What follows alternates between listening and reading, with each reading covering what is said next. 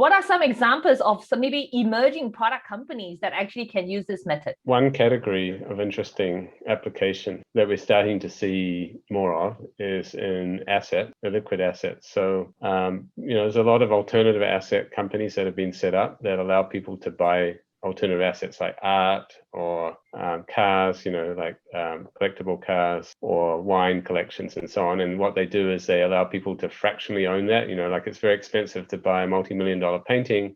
So they allow like hundreds or thousands of investors to pull together, and they each get a little share of that painting or that art, that wine collection or that, collectible car. And so once you have all these customers, that's just purely a product type service, right? You're just allowing them to get a fractional ownership of something, some asset.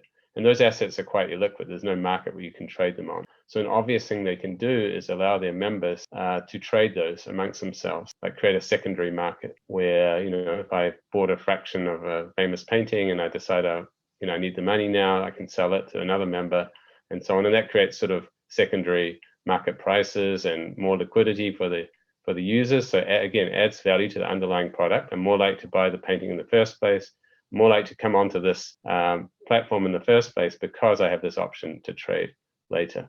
I don't know about disaster, but certainly extremely, certainly not very successful and extremely entertaining for everyone else.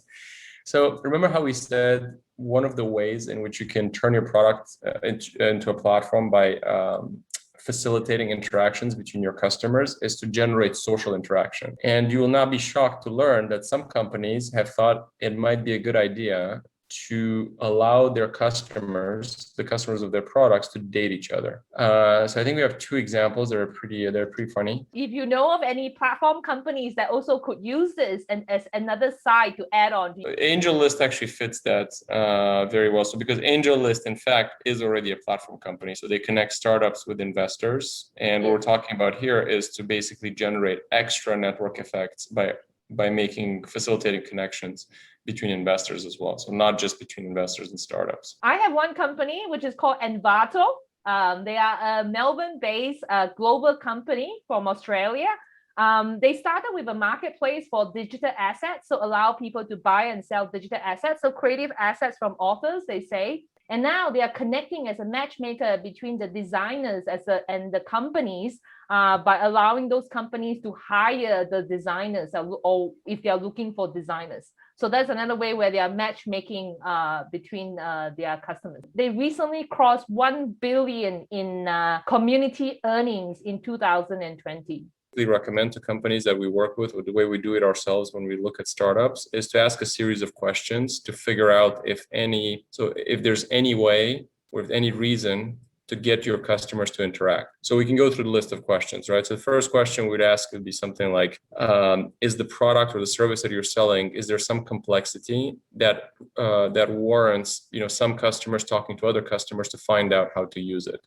So the example we had in mind here is that we mentioned earlier with, more complex software products like Mathematica, where some users, because they have experience, they can teach new users, some tricks or, some shortcuts for how to use the product. Aren't the two of you like on AngelList actually? So why are you not suggesting making that happen? We actually have suggested it to them, and they did say they're looking at something like this. So. We would certainly benefit from it for sure. I'm not so sure, Andre. I'm not so sure. Offload your shares. Offload the one that you think are not executing. You might sell early. One of the benefits of angel investing is you're locked in, so you can't trade, you can't buy and sell. When you're afraid that you might wins, get tempted. Now's the time to sell, and then it goes up another 100x. You realize that your expectation of the founders, that he's not executing on what he's saying, so you better exit and sell. Yeah.